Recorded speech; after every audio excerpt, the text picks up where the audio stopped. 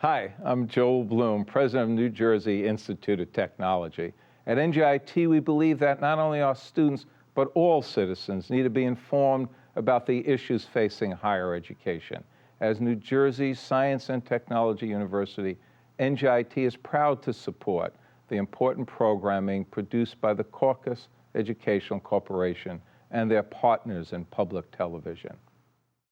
Funding for this edition of Think Tank with Steve Adubato has been provided by the Russell Berrie Foundation, making a difference. Holy Name Medical Center, this place is different. NJIT, PSE&G, committed to providing safe, reliable energy now and in the future. Choose New Jersey. Our mission is attracting companies to the Garden State. The Fidelco Group. And by Adler Aphasia Center, offering therapeutic programming for stroke and brain injury survivors with aphasia. Promotional support provided by NJ.com. And by Meadowlands Chamber.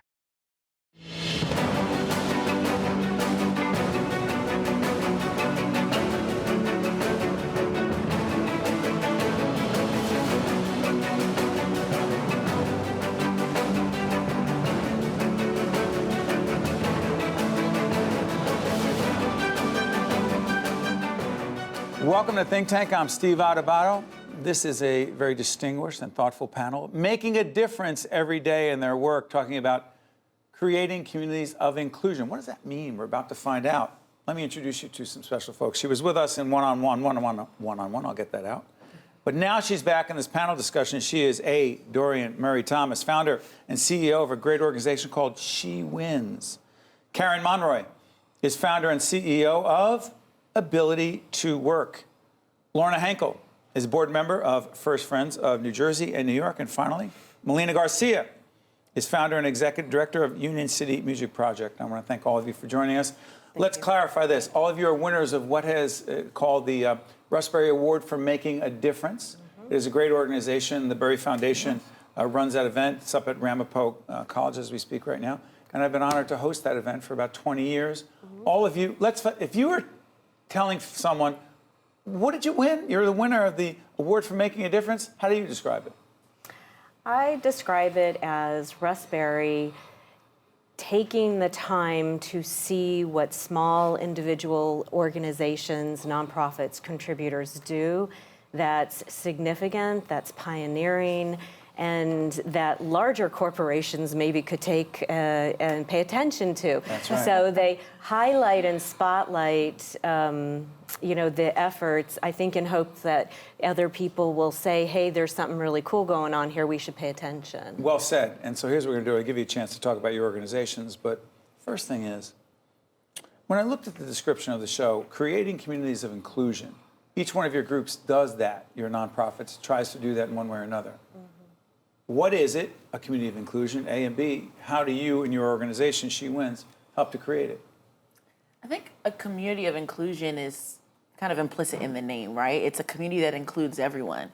And so with She Wins, our goal is to make sure that all young women, even girls who have experienced extraordinary traumas, like I did as a kid, losing my father to gun violence. I'm sorry for interrupting you, because I remember you told that story. People should check out the one-on-one interview that we did with you. Tell folks your loss. Absolutely. I was born and raised in the city of Newark. My mom was a public school teacher. Shout out to Newark, right, Steve? That's right, Brick City. All day. My mom was a public school teacher and a social worker here, and my dad actually immigrated to Newark from Guyana to come and start a better life. Unfortunately, one day, on his way to pay my school tuition outside of his store, he was gunned down, and our lives changed forever. I went from having the normal stability of living in the house with my mom and my dad to wondering why my father wasn't there to tuck me in at night.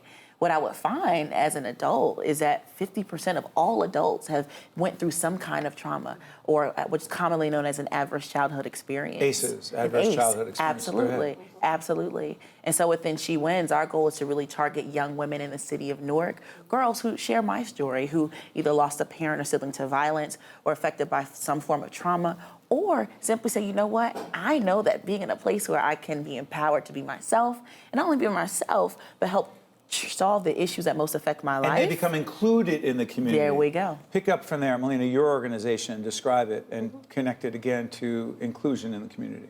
Right. What I do is give access to music education through orchestras. So I build children orchestras as a microcosm of what a community can be. The orchestra is the community. The orchestra is the community. So what makes us different is that we started El Sistema, which is from Venezuela, where I was born. And it's a music education program that gives free instruments and free lessons to underprivileged children that would otherwise never have had the opportunity to learn a musical They would be instrument. less included. That's right. So back in Union City, as a new mother, 7 years ago, I realized that even though we're here in the U.S., there are a lot of similarities in terms of access to certain things, specifically arts and music education. Right. And so I decided to create this program to include all those children that wouldn't Real have quick, that before I go to access. Lorna, sorry for interrupting. What does it do for these kids in terms of being included in that way? What does it do for them? Well, it builds their self-esteem, right? They have a sense of belonging. A lot of the kids in Hudson County, the majority are immigrants. That's or sons and daughters of immigrants. So we bring them all together. I give access to those who cannot afford them at all. But I also bring in people who are in the middle class, and you include everybody. And we don't want to see people included. Lorna, First Friends, what is it and how does it include folks? We call ourselves First Friends of New Jersey and New York, which That's right. is kind of fun, since everybody says it. We like New Jersey first? That's right. No disrespect to our friends from across the river, but go ahead. Right. Go ahead.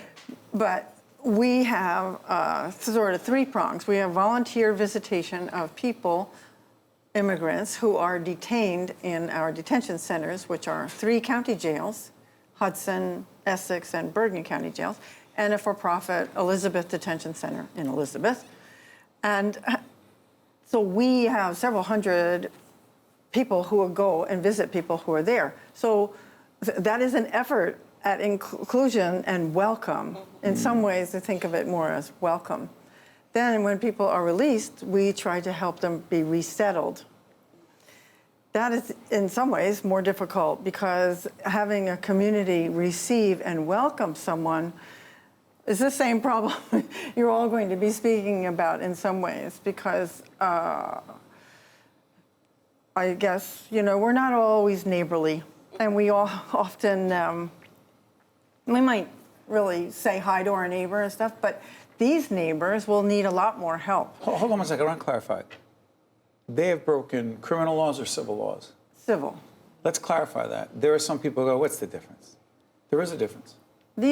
Most of the people we serve are... By the way, we're not saying people who have committed criminal laws, who have violated criminal laws, who have served their time and come back out should be in no way excluded. But I want to clarify, these are civil. It's good that you address that because... We're big into prisoner reentry as well. Check our programs on that as well. Go ahead, I'm sorry. Asylum seekers, generally speaking, have broken some civil That's law. right. Or not even. They've arrived at our border asking for asylum, which is a right. But they're considered by some, quote, other, and it's harder for them to be included. Yes, and the and they also know no one here often. You know what's so interesting to me? I often think, what happens when someone's not included? If your organizations, by the way, your organization, real quick, I'm going to give you a chance to describe it, 30 seconds or less. Ability to work. Basically, we tackle all of the inclusion issues, human rights issues having to do with anyone who is differently abled. So from school all the way on through till housing and employment. Okay, so here we go. Someone says, well, it would be nice if people were included in the community, but come on, it's no big deal. And in the end, people have to find their own way. I mean, these not-for-profits, that's wonderful, but seriously? Shouldn't people just find their own way to be included? Well, I think I think one of the most important things to me is that, we as a country created a major sin. We incarcerated the Japanese in World War II. We put them in internment camps. We took them out of their homes. We segregated them from their communities. And in fact, it was such a major sin that Ronald Reagan, a Republican president, made amends for that sin. And excuse me, let's clarify. It was under a Democratic president, Franklin Delano Roosevelt, that in fact, those Japanese internment camps became the law of the land. And he wrote it was one of his greatest sins. And so a Republican president... Roosevelt said that. Yes. And when the amends were made, each family, I believe, was given $22,000 for Yes. for reparations, which is not a lot of money. However, we do the same thing to differently abled individuals today. The minute, Define differently abled. well, if you have autism, if you have Down syndrome, if you have MS, if you have any kind of neurological or cognitive, disorder. And so, the minute an individual who is deemed different, they get put into what's called self-contained classrooms. So an individual who is differently abled will They're not included, they're separated. They are separated. They will go through their entire school experience till they are kicked out of school, aged out, without having meaningful social, emotional contact with other typically developed human beings, their fellow students, their community members, they're even their own family members. And that has devastating impact. Oh, it's a devastating impact. We expect them as adults to then turn around and somehow or another get a job. Yeah, easier said than done. Someone says, come on, you find I know some terrible, they won't, listen, I remember the first time you joined us and the power, the passion, the genuine leadership that you exhibited. It was so inspiring. But there are some who say, it's terrible that those things happen, particularly in a city like Newark or other places. But is it really the job of not-for-profits or society overall to help you be included? There are some who think that. Toughen up. That's not me saying that. Sure. Go ahead, what do you say? Well, there's something to be said about individual decisions and volition, right? A number of people experience trauma, experience challenges, and one can make the argument, well, pull yourself up by your bootstraps and keep going. But when we think about it just pragmatically, right, we know how expensive it is to incarcerate our population, right? We currently, as we're one of the wealthiest nations in the world, but we incarcerate more people than any other country. So we know the financial cost, we know the social cost of when we don't include children. It's not good policy. It's not good policy. And then again, it's just not pragmatic for the country when we think about how many children, how many people that we are detaining, right? And that we're even preparing for detention through having high suspension rates, fueling the school to prison pipeline. A lot of these things, when you look back at why some of the people who are in the carceral system are actually committing crimes, a lot of this dates back to trauma. And so when if we treat trauma, if we treat some of these challenges that young people particularly endure before they enter the workforce, before they enter these public systems, we actually are not only spending less, but we're actually contributing to the labor force. We're doing the morally right thing. It's doing well by doing good. Or it's the other way around. I get that wrong. Doing good by doing well. I'm sorry. It is both. But I'm going to try something. I'm going to put this out there before we go to the break. I wonder, and it's something for all of us to think about, those who are watching and follow Think Tank. And make sure, by the way, you follow Think Tank, the podcast, as well. There are some who say, you know what? As we enter 2020 doing this program, we're more divided than ever before, and the immigration policies in this country, it's much less communities of inclusion as opposed to ways of separating. I'm going to ask this question. Stay with us so when we pick it up. How important is it now, and is it more important than ever before, that we have communities of inclusion when certain people believe that our public policies at the federal level separate more than ever and don't include? Think Tank will be right back right after this. To watch more Think Tank with Steve Adubato, find us online and follow us on social media. You're watching Think Tank. We're talking about creating communities of inclusion with a talented group of very caring people who are the winners of the Russ Berrie Award for making a difference. Question, you heard what I said going out to the break. Immigration policy, some believe, separate more than ever, isolate more than ever, make certain people the other as opposed to including. Am I exaggerating that? No, not at all. And actually, I am an immigrant. I lived in my own flesh what it is to arrive to this country and feel othered. And did you? Oh, yes, absolutely. And it was very traumatic. How bad was school? It was horrible. I went to one of the top 10 worst high schools in New York City, which has been closed now. And the level of violence that I had to experience, no child should experience. And actually, that's one of the reasons why I started the program, because I lived it in my own flesh, what it is to be an immigrant, to feel that you don't belong, to feel, to be separated in the bilingual program and the other kids make fun of you. They don't. And you're trying to learn English. And you're, learn the new culture. It's shocking. But keep your own. And keep my own, because that's my identity, right?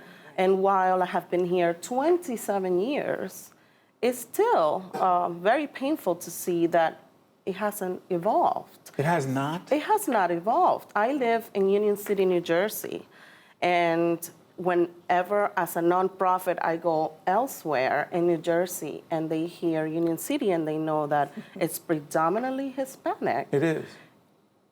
I am shut down by people. Today? Today. What do you mean shut down? I am not supported because we're not seen in Hudson County as equals. So what I'm curious about is this: how much of the rhetoric nationally, as well as the policies nationally, I mean, just think about the concept of separating children and parents at the border. I'm not making editorial comments about it. That's what it did. Yeah. You decide for yourself what you think. We're talking about creating communities of inclusion. You're separating families. To what degree has that contributed to the challenges you face in your not-for-profits? To be communities of inclusion, to really welcome. In this age, and I'm not going to say, part of me wants to say in the age of Trump, but it is an age where he happens to be president, and certain people feel certain ways because he won the Electoral College, so he's not alone. In this age, as we approach 2020, is it harder to do what you and your colleagues are doing, given not only the policies, but the rhetoric coming out of Yes. Okay, I'm going to say yes and no. Our nation's capital. Because of the information everywhere about immigration and about the struggles and about the policies and about what bad thing they're doing next and who they're calling out that can't come, not allowed from this country or so-and-so's that from country. an S-hole country, which is not inclusion, that is other. Yes. Right. So we, First Friends, that is, have received many more requests of people willing to be volunteer visitors. So it's yes, it's good news. So you're seeing some positivity out there. Well, from the bad news, yes. Okay, so is that let me ask you, is it more of an opportunity on some level? As much as there are challenges, are there certain opportunities that not only what you're doing, but those of us in the media to have programs like this, but more importantly, not-for-profits like yours, to step up and do more? Well, I think not only do more people need to step up and do more, but it can't only be up to nonprofits. And I will say since 2016, when Trump began to run, we noticed an uptick in absolute discourteousness, lack of patience, marginalization. Of whom?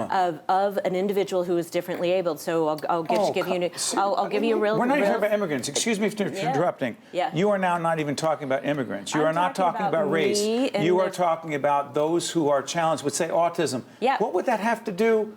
Or Down syndrome. What would that have to do with the president? Well, it's normalizing hate. It's you can and when you sit on national TV and you make fun of someone who is different than you. Let's take a step back. Yeah. You were talking about the campaign. I believe the president at the time, as a candidate, was talking about a reporter from the New York Times. Yes. And he was trying to communicate and imitate, if I'm not mistaken, the way he thought he was communicating, and his body was flailing. He was, and he was humiliating him, dehumanizing him, objectifying him, and what message did that send? Do you believe it sent to everyone else about dealing with folks who happen to be challenged in that way?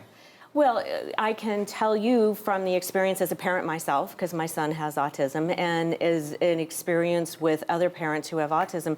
You know, I was in the grocery store with my son, trying to enable him to step through some independence with checking out. And there was an individual in line behind us who said, you know, can you just go faster? I don't have all day. And, you know, I kind of turned around and looked at him and I said, well, then maybe you could pick, you know, a different line. And he goes, he shouldn't be in public anyway. Whoa. He said that to you? Yeah. And I thought, well. This was recently? This was in 2016. That was like the kickoff. I call that the kickoff. Now, unfortunately, every month that goes by, I have something similar to that I can share. I also have instances that I can share where other human beings, the compassion is finally stepping up, but things have had to get so bad. And so recently we were doing something. I'm going to manage time, but go ahead. Yeah, in a bank, and other individuals stepped forward and said, what is your problem? The other customers in the bank, right? So I'm seeing a little bit of that more, but you know, if you're just talking about what somebody's daily experience is, it's visceral. You're not blaming the president, you're saying you believe he's contributed to it.